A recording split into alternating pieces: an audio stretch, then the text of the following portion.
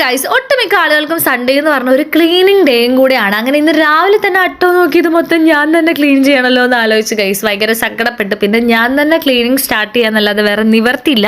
അങ്ങനെ നമ്മൾ കഴിഞ്ഞ ദിവസം മേടിച്ചു കൊണ്ടുവന്ന കുറച്ച് പ്രൊഡക്ട്സിൻ്റെ അൺബോക്സിംഗ് ഒക്കെ ഉണ്ടായിരുന്നു. അപ്പോൾ അതിൻ്റെ ബോക്സും കാര്യങ്ങളൊക്കെ എടുത്ത് ക്ലീൻ ആക്കലായിരുന്നു പടി. പിന്നെ ഈ ഒരു സ്റ്റെപ്പിൻ്റെ കോലം കണ്ടാൽ തന്നെ അറിയാലോ, എൻ്റെ ഒട്ടുമിക്ക മേക്കപ്പ് സാധനങ്ങളും വെച്ച് തുടച്ചിട്ടുണ്ട്. ഞാൻ അതൊക്കെ എടുത്ത് വെച്ച് ഇപ്പോൾ വാഷിംഗ് മെഷീൻ കെട്ട സന്തോഷത്തിൽ 24 മണിക്കൂറും തിരുമ്പുന്നതാണ് എൻ്റെ അമ്മേൻ്റെ മെയിൻ ദൗത്യം.